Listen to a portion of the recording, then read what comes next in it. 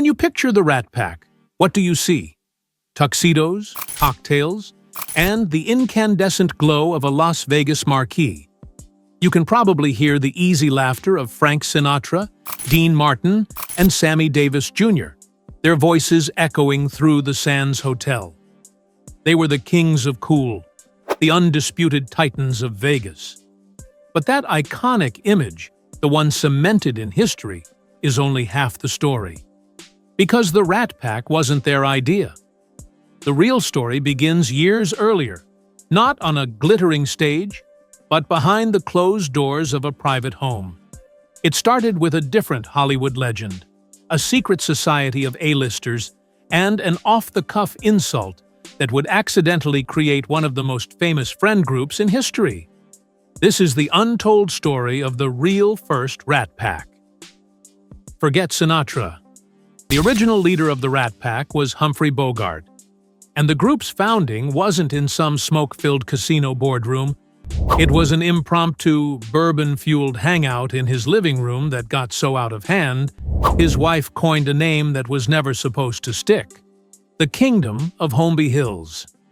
In the mid-1950s, long before Vegas became their playground, the center of this social universe was a sprawling mansion in the ultra-exclusive Holmby Hills neighborhood of Los Angeles. Humphrey Bogart and his wife, Lauren Bacall, bought the home in 1949 for a then-staggering $160,000. It was their sanctuary from the rigid pressures of the studio system. This wasn't just a home. It was a clubhouse. It was the unofficial headquarters for a hand-picked circle of Hollywood's elite who shared a certain disdain for conformity. Bogart, the tough guy icon who regularly stood up to studio bosses, and Bacall, the sultry, sharp-witted actress 25 years his junior, were the king and queen of this private kingdom. Their parties were legendary, not for their size, but for their exclusivity and their relaxed, anything-goes atmosphere. Here, away from the prying eyes of gossip columnists, the biggest stars on the planet could finally let their guard down. On any given night, you might find David Niven mixing drinks, Judy Garland sharing a story, or Spencer Tracy and Katharine Hepburn holding court. Other frequent visitors included Cary Grant, Mickey Rooney, and a charismatic crooner who happened to be a neighbor and close friend, Frank Sinatra.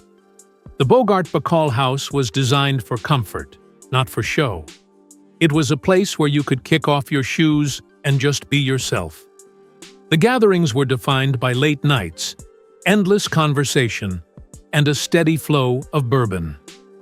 In her memoir, Bacall laid out the simple, unwritten entry requirement. To qualify, one had to be addicted to nonconformity, staying up late, drinking, laughing, and not caring what anyone thought or said about us. Bogart put it even more bluntly. The group's purpose, he said, was simple: the relief of boredom and the perpetuation of independence. This was Bogart's court, and he was its spiritual leader. And as legend has it, one fateful trip to Las Vegas would turn this informal circle of friends into a society with a name they never saw coming. The insult that sparked a legend.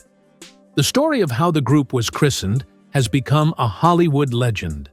It centers on a trip to Las Vegas, organized by Frank Sinatra, to see the celebrated performer Noel Coward open his new act at the Desert Inn.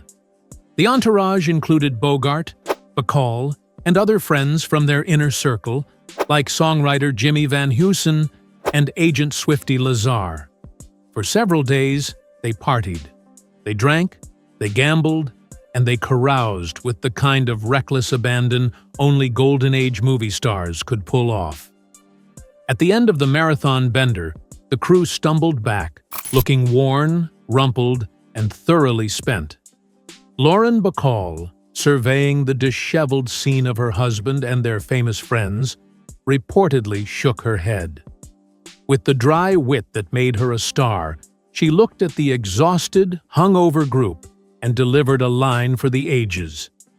You look like a goddamn rat pack." The room erupted in laughter. It was the perfect description for their state of glorious disarray.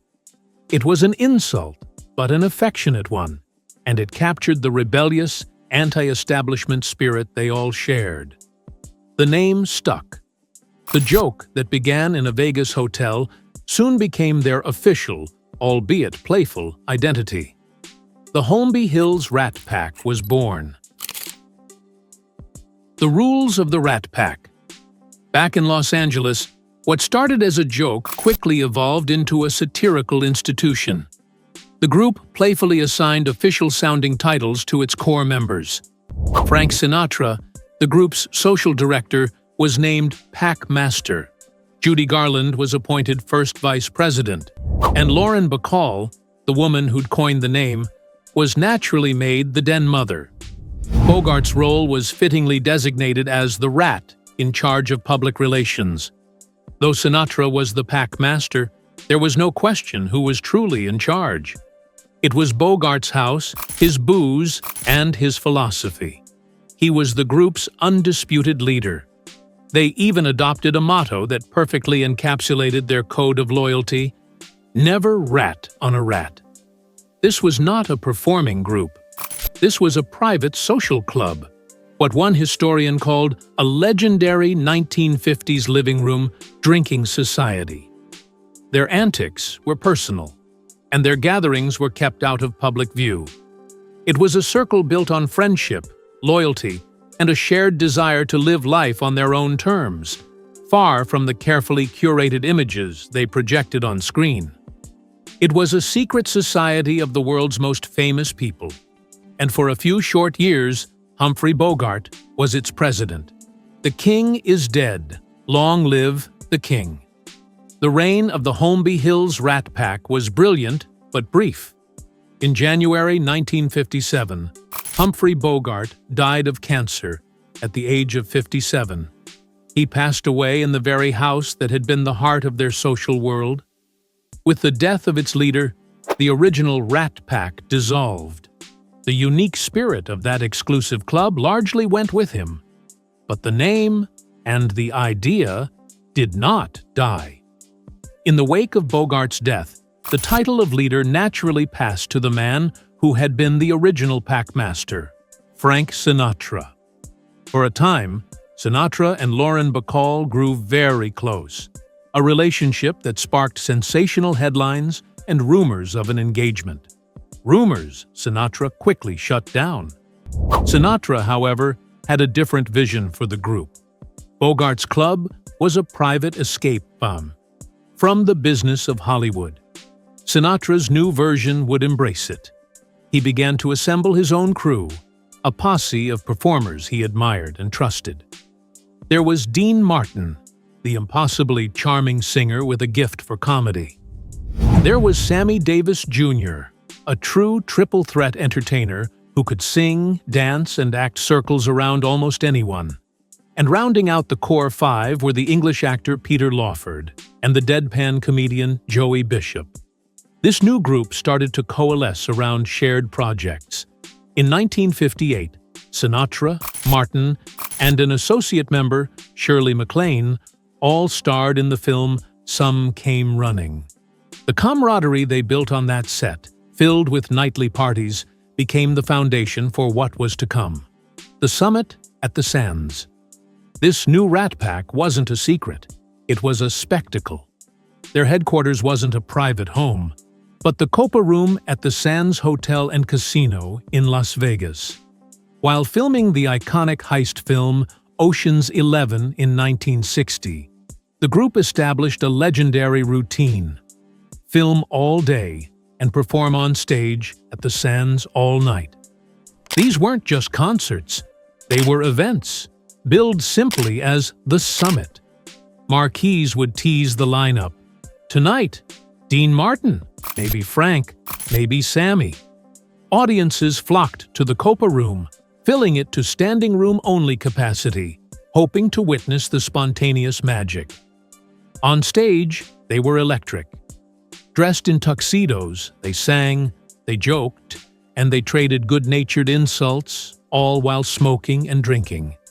It felt like being invited to the coolest, most exclusive party in the world. But unlike Bogart's Rat Pack, this was a performance.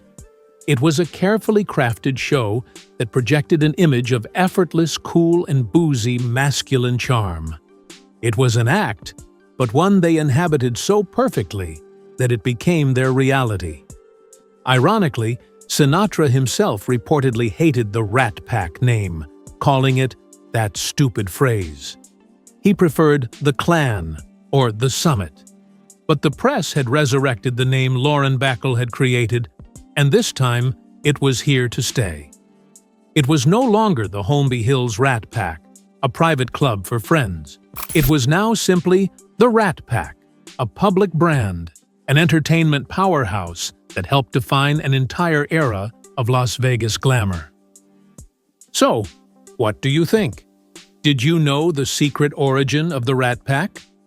Let us know in the comments below.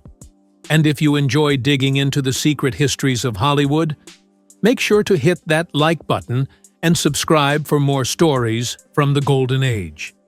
It all began in a secret meeting of sorts, a casual, ongoing party where Hollywood's biggest stars could just be themselves.